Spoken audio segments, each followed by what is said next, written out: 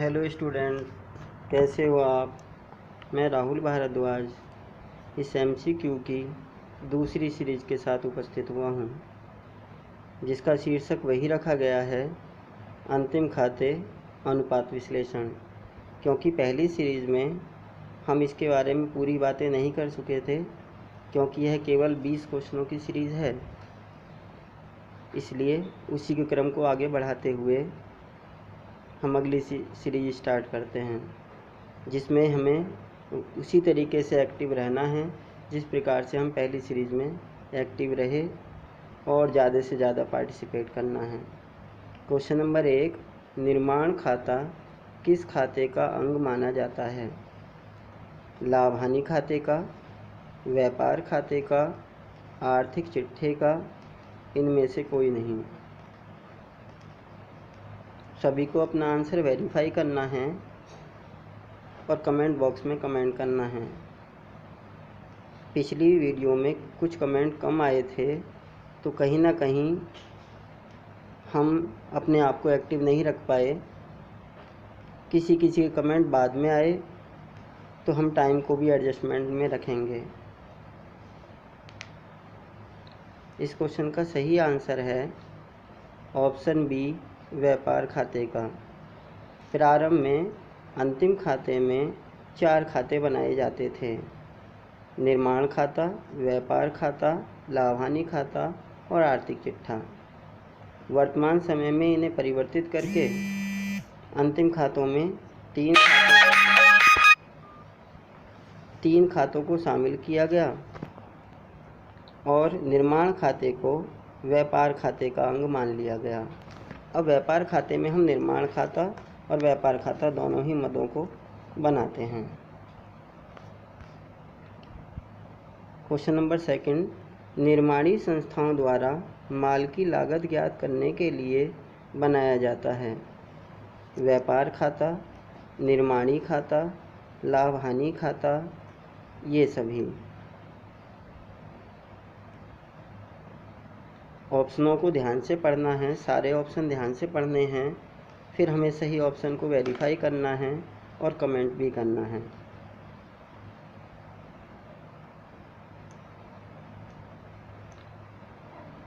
इस क्वेश्चन का सही आंसर है निर्माणी संस्थाएं माल की लागत ज्ञात करने के लिए निर्माणी खाता बनाती हैं। ऑप्शन बी, निर्माणी खाता। क्वेश्चन नंबर 3, व्यापार खाता किस प्रकृति का खाता है? व्यापार खाता व्यक्तिगत खाता, अवास्तविक खाता, वास्तविक खाता, इनमें से कोई नहीं। Personal account, nominal account, real account, none of these.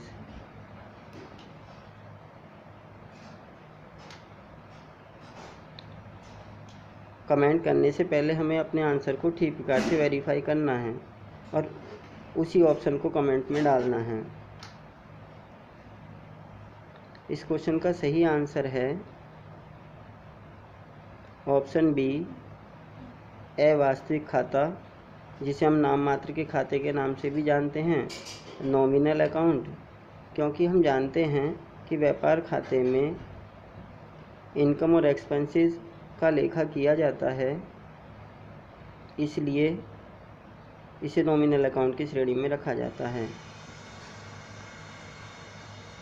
Question number 4, व्यापार खाते से प्राप्त सकल हानि को लिखा जाता है लाभ हानि खाते के, नीचे ऑप्शन है, लाभ हानि खाते के ऋणी पक्ष में, लाभ हानि खाते के धनी पक्ष में, दोनों ही पक्षों में, इनमें से कोई नहीं। ग्रॉस लॉस को हम लाभ हानि खाते के किस पक्ष में लिखते हैं?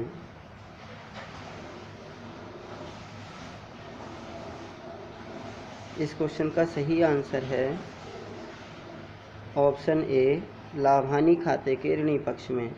क्योंकि हम जानते हैं कि ग्रॉस प्रॉफिट का लेखा लाभ हानि खाते के धनी पक्ष में किया जाता है, जबकि ग्रॉस लॉस को हम लाभ हानि खाते के ऋणी पक्ष में दिखाते हैं। क्वेश्चन नंबर 5, लाभ हानि खाते के धनी पक्ष में दिखाया जाता है। P&L अकाउंट के क्रेडिट साइड में हम किसको लिखते हैं? ऑप्शन हमारे सामने हैं। डूबत ऋण प्राप्त, कमीशन प्राप्त, विनियोग पर ब्याज, उपरोक्त सभी।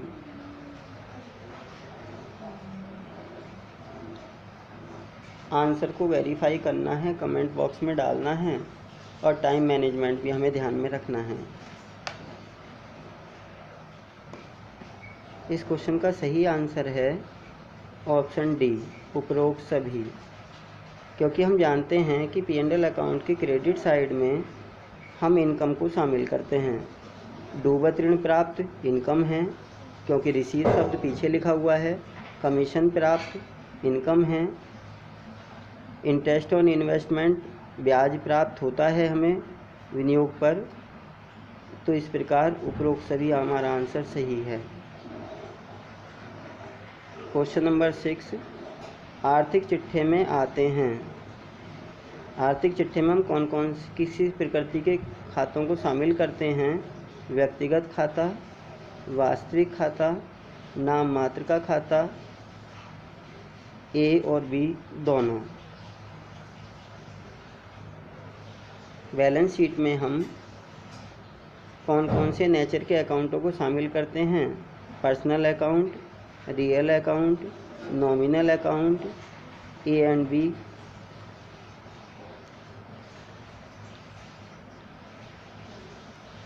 इस क्वेश्चन का सही आंसर है ऑप्शन डी, ऑप्शन ए और बी। क्योंकि आर्थिक चिट्ठे में हम पर्सनल अकाउंट और रियल अकाउंट को शामिल करते हैं, जबकि नॉमिनल अकाउंट को हम शामिल नहीं करते। किसी भी ऐसे ट्रांजैक्शन को नहीं डालते जो खर्चा हो या इनकम हो।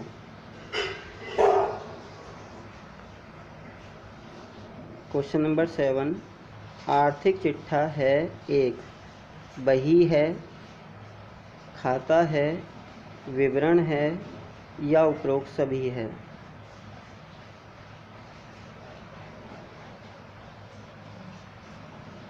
क्वेश्चन को वेरीफाई करना है और कमेंट जल्दी भी करना है और सही भी करना है।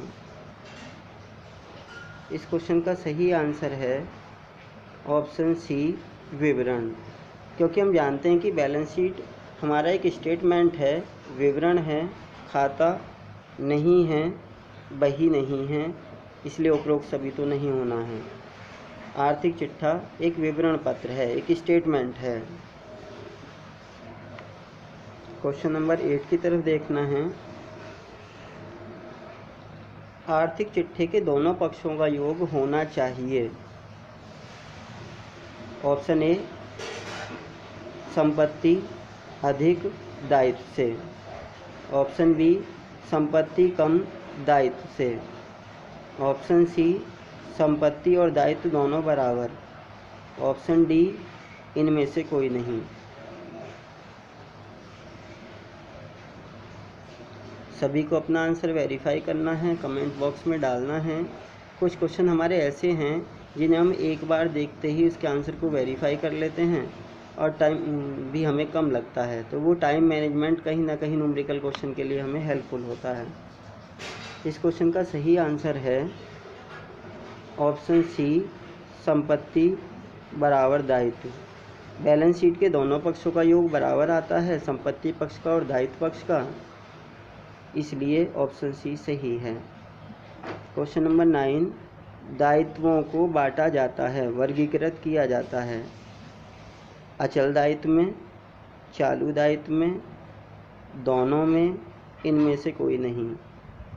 अचल दायित्व का मतलब है स्थायी दायित्व। स्थायी दायित्व हैं, अस्थायी दायित्व हैं, या दोनों को शामिल किया जाता है या इनमें से कोई नहीं।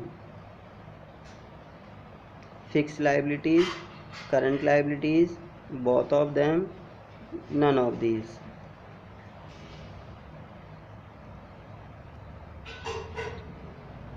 इस क्वेश्चन का सही आंसर है ऑप्शन सी,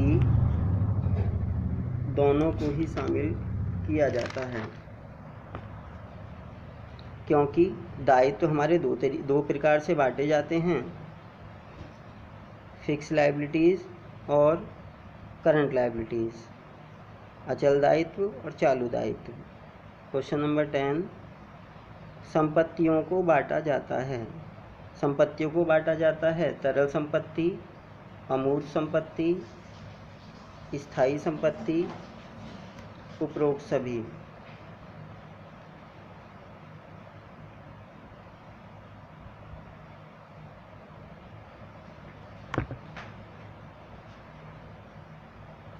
सभी को आंसर वेरीफाई करने के बाद कमेंट करना है, जिससे कि आपकी एक्टिविटी का पता चले कि हम कितना ज़्यादा से ज़्यादा पार्टिसिपेट कर रहे हैं। इस क्वेश्चन का सही आंसर है all of these, option D, उपरोक्त सभी। क्योंकि हम जानते हैं कि संपत्तियों को 3 तरीके से बांटा जाता है। तरल संपत्तियाँ, ऐसी संपत्तियाँ जो अल्पकालीन उपयोगिता प्रदान करती हैं, कुछ समय के लिए होती हैं, लगभग 1 वर्ष के अंतर्गत होती हैं। अमूर्त संपत्तियाँ, ऐसी संपत्तियाँ जिन्हें हम छूकर नहीं देख सकते, केवल कल्पना मात्र होती हैं, जैसे ख्याति हमारी अमूर्त संपत्ति है। स्थायी संपत्तियाँ, ऐसी संपत्तियाँ जो दीर्घकालीन उपयोगिता प्रदान करती हैं, जैसे मशीन, फर्नीचर, भवन, ये हमारी स्थायी संपत्तियाँ हैं। इस प्रकार हम इन सभी प्रकारों से अपनी संपत्तियों का बंटवारा करते हैं, इसलिए ऑप्शन डी सही है। क्वेश्चन नंबर 11, निम्न में से कौन चालू संपत्ति नहीं है? रहतिया, अग्रिम भुगतान किया वेतन, प्रारंभिक व्यय, देनदार। किसको हम चालू संपत्ति नहीं मानते हैं? अपने आंसर को वेरीफाई करें और कमेंट करें।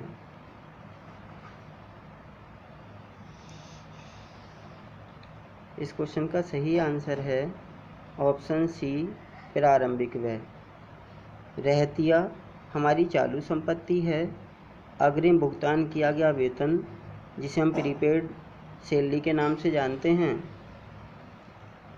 यह भी हमारी चालू संपत्ति है। डेटर्स चालू संपत्तियों में शामिल किया जाता है, जबकि प्रीलिमिनरी एक्सपेंसेस, प्रारंभिक व्यय, यह किसी भी व्यापारिक संस्था के निर्माण के समय किया जाने वाला खर्चा है, जिसको हम उसके जीवन काल में छोटी छोटी राशियों में अपलिखित करते हैं, इसलिए हम इसे चालू संपत्तियों में शामिल नहीं करते। क्वेश्चन नंबर 12, कौन चालू संपत्तियों की श्रेणी में नहीं आता? रहतिया, ख्याति, रोकड़, देनदार। ये सभी क्वेश्चन एक ना एक दूसरे से रिलेटेड हैं, कहीं ना कहीं वो कन्फ्यूजन भी क्रिएट कर रहे हैं, और हमें उस कन्फ्यूजन से बाहर निकलना है और हमें अपने आंसर को सही देना है।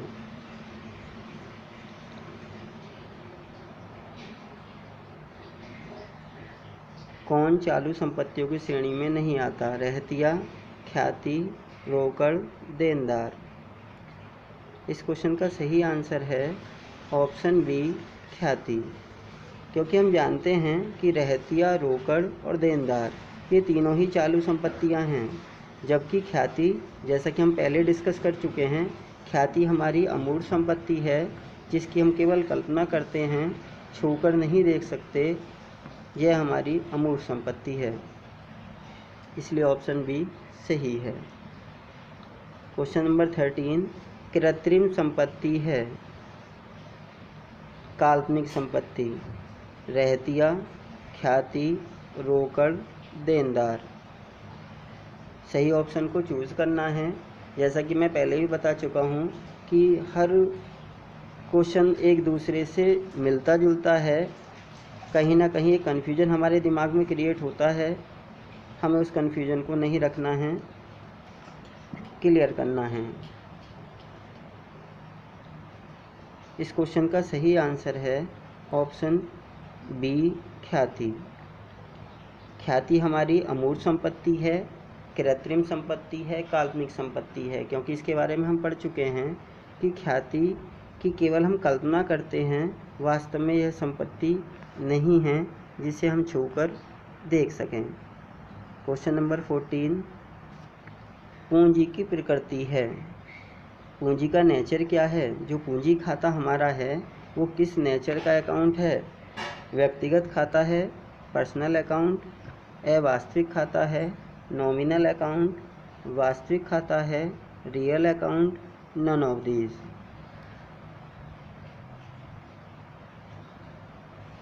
इसके बारे में हम पहले भी डिस्कस कर चुके हैं। पहली सीरीज़ यदि किसी ने हमारी ध्यान से देखी है तो कहीं ना कहीं पहली सीरीज़ दूसरे से, दूसरी सीरीज़ पहले से, कहीं ना कहीं वो एक दूसरे से रिलेटेड हैं। तो जितना ज़्यादा से ज़्यादा हम पार्टिसिपेट करेंगे उतना ही कॉमर्स की वास्तविकता को हम समझते चलेंगे।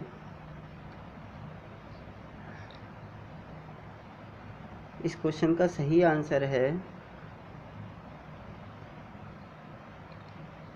पर्सनल अकाउंट, ऑप्शन ए, व्यक्तिगत खाता। क्योंकि हम जानते हैं कि वास्तविक खाते में संपत्तियों का संबंध होता है, अवास्तविक खातों में आय तथा व्यय से संबंध होता है। व्यक्तिगत खाते में किसी कंपनी का नाम, किसी संस्था के नाम से जो खाते खोले जाते हैं, दायित्व से संबंध होता है, वे हमारे व्यक्तिगत खाते होते हैं। क्वेश्चन नंबर 15 देखना है। कमीशन खाता किस प्रकृति का खाता है? व्यक्तिगत खाता, अवास्तविक खाता, वास्तविक खाता, इनमें से कोई नहीं। Personal account, nominal account, real account, none of these. ये बीच बीच में जो अंग्रेजी बोलना है वो केवल इसलिए कि इंग्लिश मीडियम वाले ये ना सोचें कि हम अधूरे हैं, जबकि हम दोनों ही भाषाएं समझते हैं।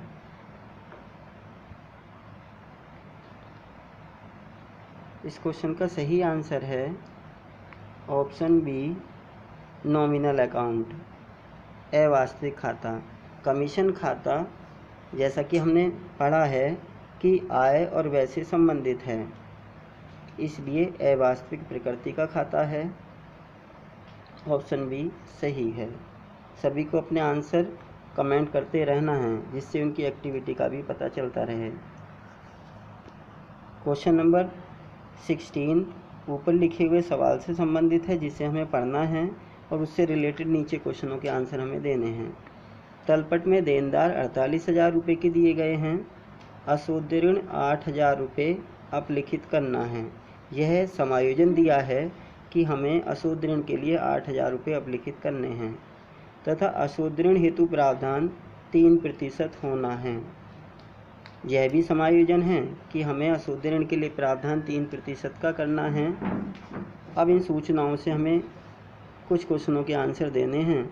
क्वेश्चन नंबर 16, लाभानी खाते में अशुद्ध ऋण की राशि किस पक्ष में लिखी जाएगी? बैड डेट्स को हम P&L अकाउंट के किस साइड में लिखेंगे? ऋणी पक्ष में, धनी पक्ष में, दोनों पक्षों में, इनमें से कोई नहीं। सभी ऑप्शनों को ध्यान से पढ़ना है, आंसर को वेरीफाई करना है और कमेंट बॉक्स में डालना है।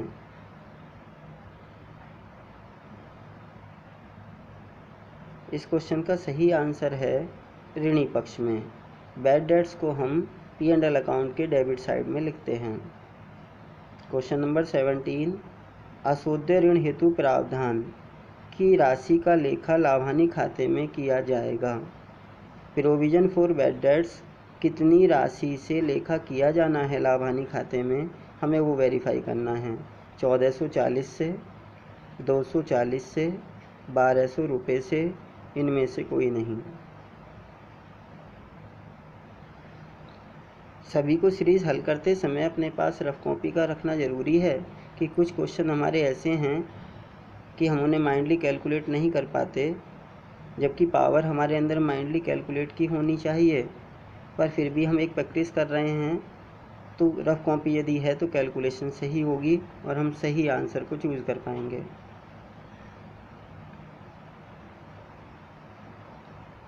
इस क्वेश्चन का सही आंसर है ऑप्शन सी, 1200 रुपये।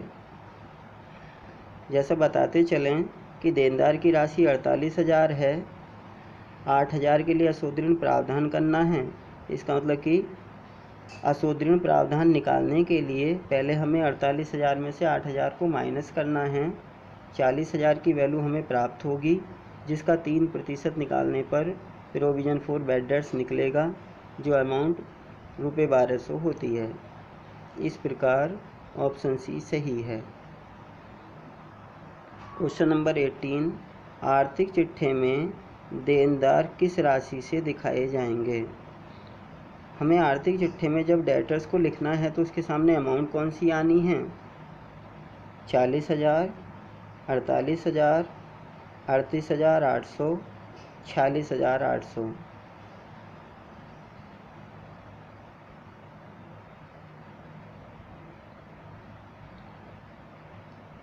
इस क्वेश्चन का सही आंसर है ऑप्शन सी 38,800।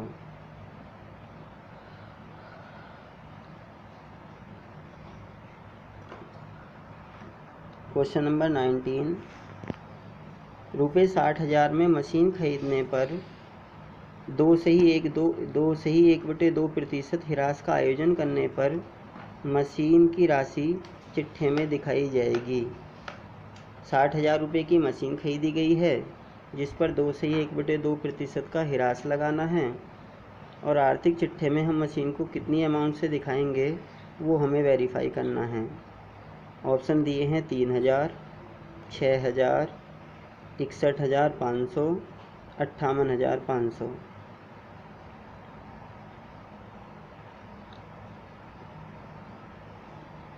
जो माइंडली कैलकुलेशन नहीं कर पाते हैं उनके पास रफ कॉपी अपनी है, पेन है, वो कैलकुलेट करेंगे, सही आंसर को वेरीफाई करेंगे और कमेंट भी करेंगे। इस क्वेश्चन का सही आंसर है 58,500, क्योंकि डेप्रीसिएशन को हम मशीन की वैल्यू में से घटाते हैं और रियल वैल्यू को हम बैलेंस शीट में दिखाते हैं। क्वेश्चन नंबर 20, बाह्य बाड़ा लिखा जाता है, फ्राइट आउटवर्ड लिखा जाता है व्यापार खाते के ऋणी पक्ष में, व्यापार खाते के धनी पक्ष में, लाभ हानि खाते के ऋणी पक्ष में, लाभ हानि खाते के धनी पक्ष में। सभी को आंसर वेरीफाई करना है।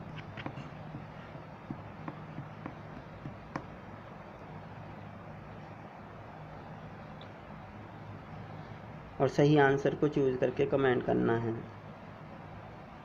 इस क्वेश्चन का सही आंसर है ऑप्शन सी लाभ हानि खाते के ऋणी पक्ष में। फ्राइट आउटवर्ड को हम लाभ हानि खाते के ऋणी पक्ष में दिखाते हैं। यदि आपको मेरी यह वीडियो और मेरा यह प्रयास अच्छा लगा हो तो इस वीडियो को कमेंट करें और सब्सक्राइब करें तथा ज़्यादा से ज़्यादा शेयर करें। धन्यवाद।